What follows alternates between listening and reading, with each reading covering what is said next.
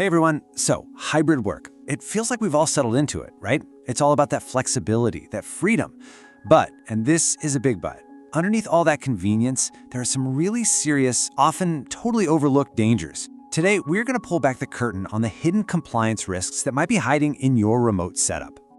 And this isn't just some passing trend. Nope, the projections are in, and by 2025, a full 22% of the entire American workforce will be remote for at least part of the time. This is a massive, fundamental shift in how and where we all get work done. But here's where it gets a little scary. With that freedom comes a pretty staggering cost when things go wrong. Get this, a recent study found that the average cost of a data breach is over $1 million higher when remote work is a factor. That is a huge price to pay for a vulnerability that most companies don't even see coming. So that really brings us to the million-dollar question for this whole explainer, doesn't it? Your company has totally embraced the hybrid model, which is great, but have your security and your legal frameworks actually caught up? Well, let's find out. All right, let's just dive right in. The race to hybrid work was incredible, right? But in that rush, it created this massive blind spot. So many organizations are still trying to operate with compliance rules that were built for a world where everyone was in the same building. And honestly, that's leaving them dangerously exposed. What this does is it creates this false sense of security. There's this assumption that all the rules and all the protections you have in a controlled corporate office just sort of magically apply to an employee's home. But as we're about to see, your living room is definitely not a cubicle. So, where's the biggest danger in this blind spot? Well, it all starts with your data. The moment your team is decentralized, your company's most sensitive information leaves that secure corporate bubble and starts traveling through networks that you have zero control over.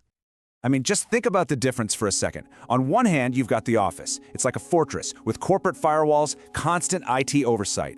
And on the other hand, you've got the home environment. We're talking consumer-grade Wi-Fi, personal laptops shared with the family, and sensitive documents that could literally end up in the kitchen trash. They are not the same thing, not even close. And this environment creates a huge problem called shadow IT. You've probably seen it. An employee needs to send a giant file. So what do?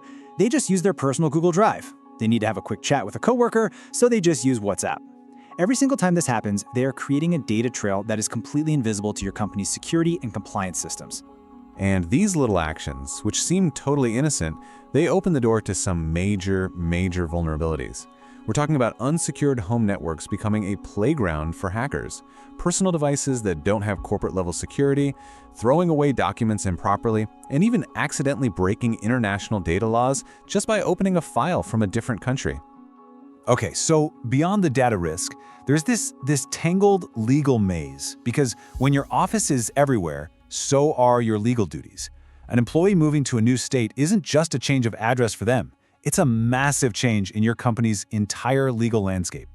And all of a sudden, your company is trying to navigate completely different wage and hour laws, all these varying rules for overtime and breaks, state-specific mandates for reimbursing expenses like internet, and a whole new web of tax obligations you never even thought about.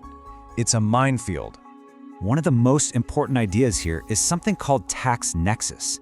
Basically, it just means that a single employee working from a new state can legally establish your company's presence there. Just like that, you're on the hook. You have to register your business, you have to withhold their state taxes, and you have to pay into their unemployment system.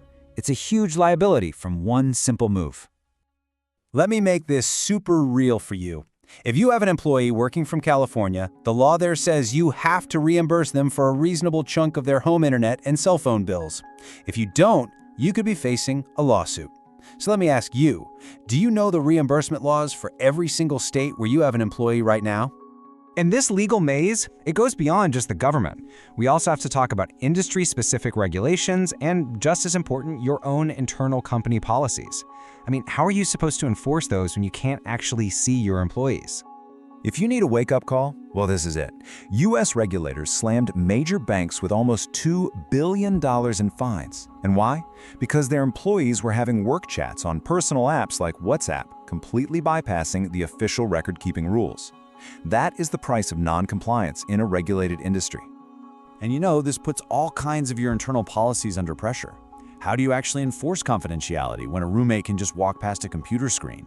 How do you make sure people are acting professionally on Slack? And what are the ethical lines around monitoring employees just to make sure they're actually working? These are tough questions. But the bottom line here is really simple. Your code of conduct is not tied to a physical building. The exact same rules of professionalism, of ethics, of confidentiality, they apply whether your employee is at their desk in headquarters, at their kitchen table, or in a coffee shop down the street. No exceptions. Okay, so we've laid out all the risks. I know, it might seem a little daunting, but it's not hopeless, I promise. Now we get to pivot to the solutions.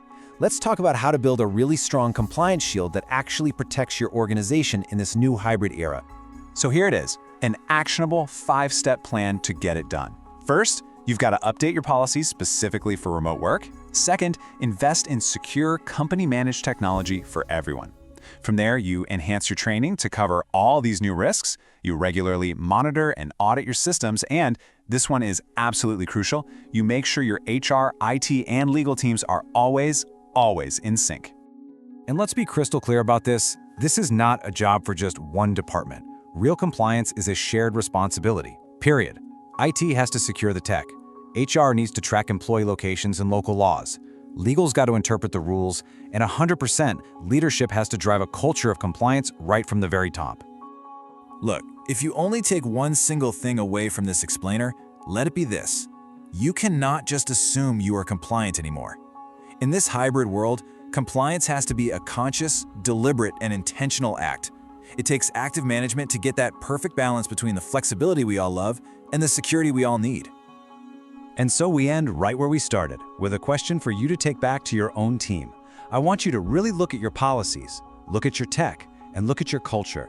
Is your compliance framework built for the office you had back in 2019? Or is it truly ready for where and how your team actually works today?